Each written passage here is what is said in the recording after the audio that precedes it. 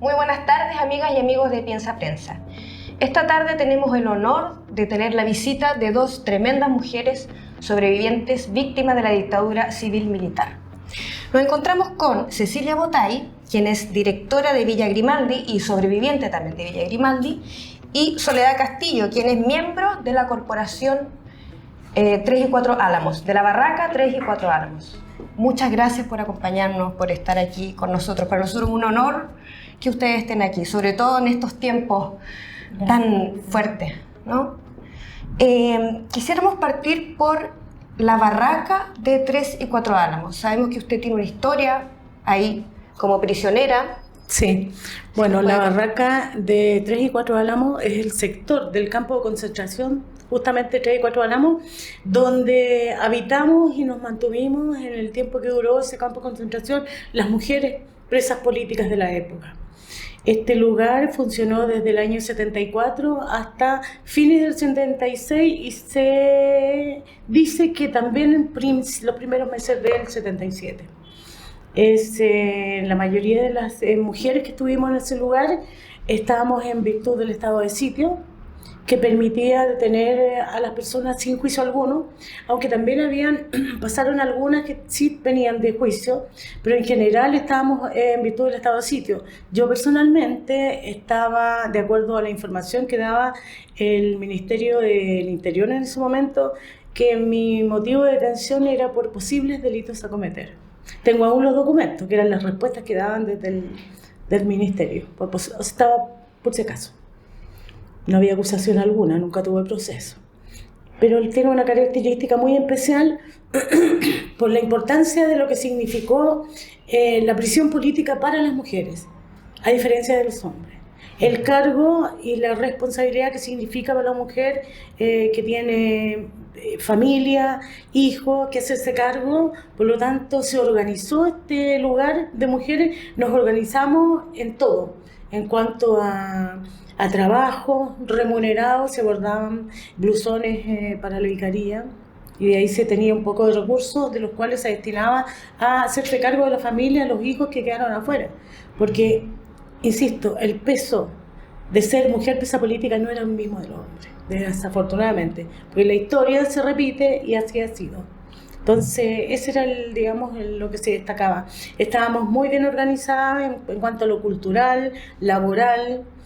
Por supuesto, en la gran mayoría del universo las presas eran políticas, eran militantes de partidos políticos, pero también habían algunas que tenían alguna relación, porque siempre se mira a la actitud o la posición de la mujer, tenían alguna relación con algún destacado político, pero en general muchas veces tenían las dos condiciones las mujeres. Las mujeres presas políticas fuimos sancionadas moral y físicamente. Era una sanción por el hecho de salirnos del rol que nos establece la sociedad, el rol histórico de estar en la casa. Estar en esa época y se mantiene metida en política era un pecado doble, porque eso no era tema de mujeres. Por lo tanto, una de las cosas que más se sufrió en la prisión política de mujeres fue la violación como método de tortura. Eso es lo que podría ¿Qué edad decir. tenía usted cuando la detuvieron? Yo tenía 15 años cuando fui detenida. Estaba en el colegio, estuve en 2 centros de tortura, entre ellos también estuve en Villa Grimaldi por 2 meses, y en el campo de concentración salí cuando ya iba a cumplir casi 18. O sea, estuvo 3 años. 2 años en el campo. Así es. Es importante resaltar eso porque comúnmente no se dice sobre la prisión de las mujeres y de la edad tan niña. Se habla de presos políticos. Nosotros hemos dado una lucha, incluso dentro de la corporación de 3 y 4 Álamos, para visibilizar el paso de las mujeres, el trabajo de las mujeres y el compromiso de las mujeres. Cómo frente a la dictadura fuimos capaces de organizarnos, salir a la calle, a reclamar a los detenidos desaparecidos, las mujeres, los detenidos, los ejecutados, buscar justicia, reorganizarnos para enfrentarnos a esta cruel dictadura que se está viviendo en este país. Las mujeres estuvimos en la calle desde un principio. Fue un movimiento muy importante. muy importante. Mientras nosotras estábamos detenidas, afuera se crea este movimiento de mujeres sumamente fuerte. La mujer es muy fuerte. Bueno, y así fueron aumentando las presas dentro de la cárcel, de la prisión. Y se formó una organización adentro y afuera de fortaleza. Nos apoyamos todas, solidarizamos en cada uno de ellos. Y a pesar de eso, ninguna era capaz de hablar de los abusos sufridos entre nosotras. Era imposible graficar en palabras el horror vivido de cada una de ellas. Y así salimos adelante. Por supuesto, me para los pelos. Señora Cecilia, usted...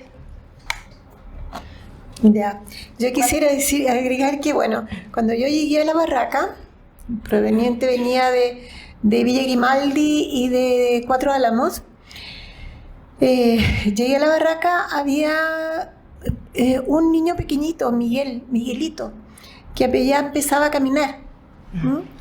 Y también una compañera, Gina Ocaranza, que estaba embarazada.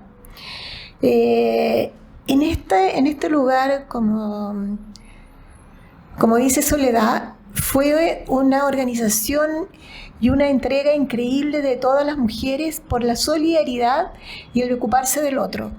Si pensamos en cómo cada una de nosotros llegaba allí, ya, de un lugar de exterminio y de tortura, y lográbamos allí pararnos, enfrentar, incluso a preocuparnos de entre nosotros y también preocuparnos de afuera, de las familias de afuera, para esa organización.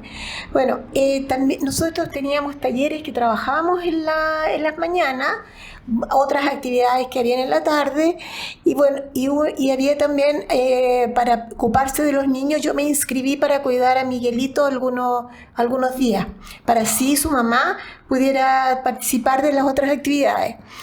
Y después, cuando nació la Javiera, la hija de Gina Ocaranza, que nació allí también, también me estuve días que yo también me encargaba de cuidar a Javiera. No solamente éramos mujeres más mayores, sino que también teníamos a niños chicos y mujeres embarazadas, y muchas de nosotros que llegamos también con aborto en situación de tortura, ¿ya? Esas eran las condiciones en las cuales estaban las mujeres, y lo que las mujeres lograron allí fue un trabajo increíble, ¿ya? Y como digo, la presencia de niños y niñas hubo. Es brutal lo que están comentando. Es importante que esto se señale hoy en día, que hay tanto negacionismo y que hay tanta impunidad. Bueno, hablando de todos estos lamentables hechos del pasado que nos rebotan hoy en día en el presente, queremos saber cuál es su opinión respecto de los dichos de la candidata presidencial Evelyn Matei. Bueno, la verdad es que a mí nada me sorprende de parte de ella. Siento que ella ha transparentado absolutamente lo que he pensado siempre. No es algo novedoso. Curioso sería que ella reprochara los hechos ocurridos.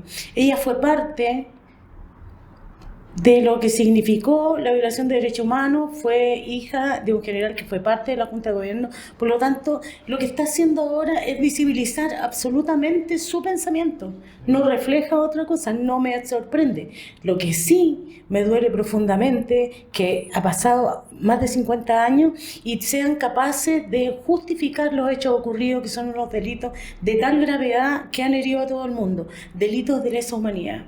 No reconocen, cada uno de ellos no lo reconocen, pero esto significa, además, después de tantos años en relación a nosotras las víctimas, es revivir el dolor y sentir lo más doloroso que hay, que no reconozcan ni nieguen. Cuando por muchos años se habló del nunca más, yo personalmente también, siendo abogada, soy abogada de derechos humanos, repetí eso, y al final me doy cuenta de que fue solo una frase en las aulas, porque en la práctica, luego de tantos años, cuando viene el estallido social, nuevamente se vuelven a repetir las violaciones de derechos humanos tan graves o más graves que las que vivimos nosotros en tiempo de dictadura.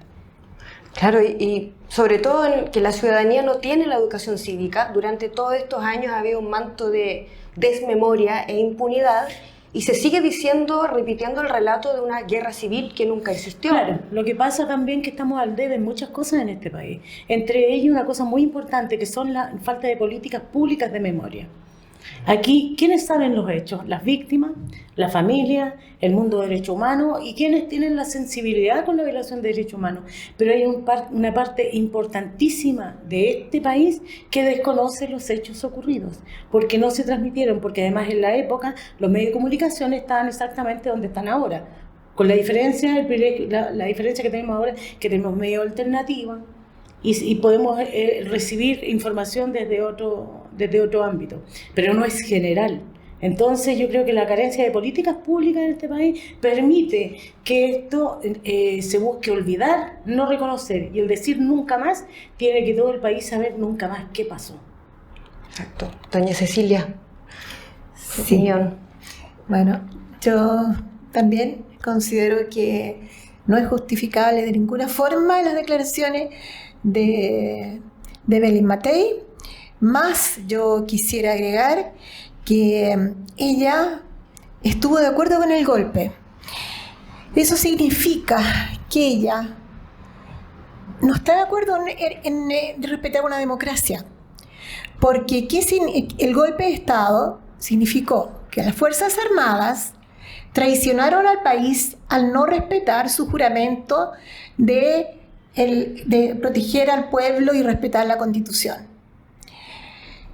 Y eso está muy claro, incluso lo dice en su declaración el ex comandante Ernesto Galaz, ¿ya? Comandante de la FACH, que hizo una declaración muy extensa para los 40 años de Mentiras Verdaderas, donde él habla de la traición de las Fuerzas Armadas contra el pueblo chileno. Y él dice, ellos fueron los traidores al no respetar la Constitución, y yo, que estuve en contra de ello, fui declarado traidor. ¿Ya? Ahora, por eso mismo, que no me da ninguna confianza de que se postulen como Evelyn Matei a la presidencia. No sabemos qué puede pasar el día de mañana. Ya ella apoyó un golpe y traicionó a este pueblo al justificar este golpe, al justificar todo lo que las violaciones de lesa humanidad. ¿Qué puede pasar el día de mañana con ella si pueden no respetar de nuevo la Constitución? ¿Ya? Y dejar a nuestro pueblo en una dictadura o en una situación en la cual se vuelvan a producir violaciones de los derechos humanos, porque para ellas son justificables. Claro, pareciera ser que ella está legitimando la garantía de repetición, que sería... Bueno, vamos a una pequeña pausa y seguimos hablando de este tema. Lo que sí.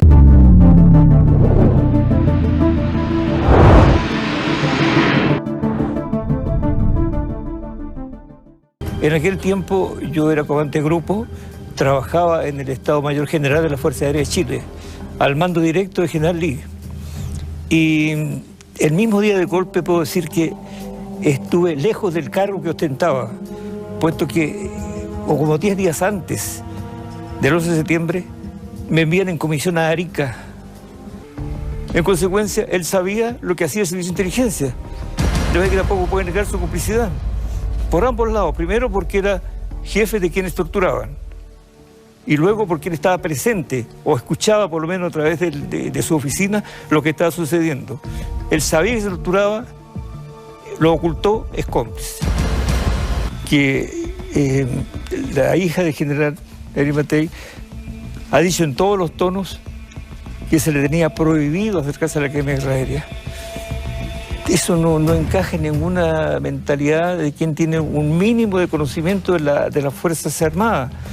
El individuo que está nombrado como director de un instituto, nombrado por decreto, no puede estar impedido de acercarse. Parece que eso es una mentira, evidente. Aquí hay un general torturador en su cargo máximo en la nación y torturador en su cargo como director de la Academia Guerrera. Y una hija de general que fue torturada y prisionera. Si la gente no recuerda, Michelle estuvo prisionera en Tres Álamos y en Villa Grimaldi, junto con Ángela Geria. Aquí no hay una lucha entre dos mujeres, aquí hay una lucha de dos sistemas. El uno, la Evelyn, quiere la continuidad de este sistema neoliberal represivo, que acepta la Constitución que dejó Pinochet, que no quiere modificar la AFP, que no quiere modificar el plan laboral, que no quiere modificar la CISAPRE, en fin, todo aquello que es la continuidad de esta forma un tanto de explotación y tal vez prolongación del régimen militar en su aspecto económico, y otra mujer que está precisamente por cambiar todo esto. Usar el submarino, que se suele meter en la cabeza en el agua hasta que el tipo se está ahogando, y sacarlo. Colgarlo de unas varas, el pau da ara creo que se llama en términos brasileros, que se lo cuelga un tipo con las manos y los pies en una sola vara, que es un tormento espantoso.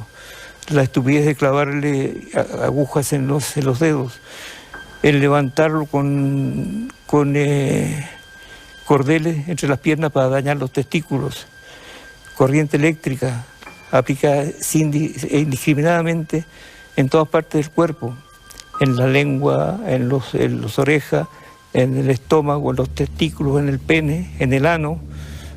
Esas son las torturas. Y eso era un sujeto, el 90% de la gente que fue detenida y el 99% de las declaraciones que están en el proceso de guerra se obtenía bajo esa fórmula. ¿Por qué? Porque el tipo que hace un sumario en esa época buscaba las mil maneras de que el interrogado declarara lo que él quería que declarara. Y para eso usaba la tortura. Retomamos nuestra entrevista con dos tremendas mujeres, Cecilia Botay y Soledad Castillo, ambas sobrevivientes y víctimas de la dictadura civil-militar, que estuvieron en 3 y 4 Álamos y Villa Grimaldi. Antes de irnos a la pausa, hablamos de los lamentables dichos de la candidata presidencial Evelyn Matei. A propósito de eso, hablando del presente con esta falta de memoria, quisiéramos que ustedes le transmitan a la ciudadanía, les cuenten cómo fue su experiencia como presas. Bueno, yo fui detenida en septiembre del año 75 con mi marido, Patricio Bustos. Patricio Bustos fue un detenido que estuvo muchos meses como detenido desaparecido, 7 meses, en los cuales en algunos momentos casi se les muere. 2 veces lo llevaron a la clínica Santa Lucía porque se le estaba muriendo, y para poder mantenerlo con vida y seguir torturándolo.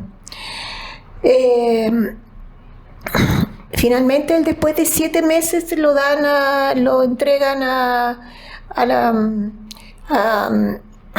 3 Álamos de hombres, pero eso yo sé que es mucho por la familia, las gestiones de la familia y las gestiones también de la Cruz Roja Internacional. Por eso él logra vivir, digamos, si no habría sido un detenido desaparecido. Por mi lado, yo, como muchas otras mujeres, ¿ya? Yo estaba embarazada, estaba esperando un hijo o una hija, y es una situación muy, muy difícil, ¿ya? Estar amarrada de pies y manos y no poder hacer nada por defender las torturas que hacen contra tu hijo o tu hija. Y no pudo nacer, ¿ya? Y eso, como les digo, pasó con muchas mujeres antes y después de mí, ¿ya? Las violaciones de lesa humanidad cometidas durante todos estos periodos son enormes, y nosotros hemos hecho querellas y han sido para que la señora Evelyn Matei también sepa, estas querellas hubo condena por tortura en una querella que hicimos de Villa Grimaldi a Pinochet. La primera vez que se le condenó por tortura fue con esta querella, que esta querella duró 17 años. Y después de 17 años es condenado por tortura. Hay muchas querellas que han sido comprobadas y que han resultado con estas sanciones, ¿ya? Creo que es importante siempre estar defendiendo la democracia, nuestra Constitución, ¿ya? Para que no hayan violaciones a los derechos humanos. Siempre estar atenta con nuestros derechos. Elegir a nuestros presidentes que nos van a respetar, que van a respetar una democracia, ¿ya? Eso. Muchas gracias, Cecilia. Sabemos que es difícil. Soledad, si usted quiere darnos su testimonio. Sí, la verdad es que la vida de las mujeres presas políticas, como les había comentado anteriormente, fue especialmente distinta. El abuso sexual fue un método de tortura, abuso y violación. Específicamente como delito de las mujeres, fue una práctica permanente. En el año 2014 yo tuve la oportunidad de presentar una querella de 4 mujeres exigiendo que se reconociera el delito de violación como método de tortura. La hice por 4 víctimas que fueron Nieves Aires, Alejandra Holzafer, Nora Brito y la mía personal, exigiendo que los tribunales reconocieran el delito de violación como método de tortura. Han pasado los años, desafortunadamente avanzaron las causas, pero ninguna de las sentencias tiene una perspectiva de género. Fue un trabajo que se sigue haciendo, pero se siguen presentando. No era lo que esperábamos, pero es muy importante destacar que el hecho de presentar una querella en que las víctimas fuimos capaces de denunciar la violación en tiempos de tortura, yo a mis 15 años, eso permitió que muchas mujeres se atrevieran a denunciar el delito. Porque en este país, hasta los días de hoy, una mujer violada, yo trato de graficarla, es como un jarrón reparado. Por lo tanto, cuesta mucho ser capaces de visibilizar y expresar en palabras los horrores que se vivieron. Y en esta oportunidad siento yo de que lamentablemente desde el punto de vista de la candidata Evelyn Matei tiene una absoluta insensibilidad, un desconocimiento de todo lo que ocurrió, cuando ella dice que al principio estaba bien que murieran, que iba a morir gente y después ya no tiene conciencia absoluta de qué significa la democracia, de qué significa el respeto por el otro. Y si no tenemos conocimiento de los hechos ocurridos, no vamos a poder proteger una democracia, porque no se respeta ni se exige, no se le da importancia, digamos, al respeto del uno por el otro. La democracia tiene que ver con la protección en este país, absolutamente. Absolutamente. Muchas gracias, Soledad y Cecilia, por tener la entereza de estar acá, sentarse, poder decirle, transmitirle a la ciudadanía la importancia de la memoria y de la democracia desde sus propios relatos, que no es nada fácil, por supuesto. Muchas gracias, las dejamos invitadas para que puedan venir cuando ustedes quieran a transmitir este importante mensaje. Ya sabe, amiga y amigo de Piensa Prensa, vea esta entrevista, compártala, difúndala, sobre todo en estos tiempos. Y suscríbase, porque lo necesitamos. Muchas gracias, hasta pronto.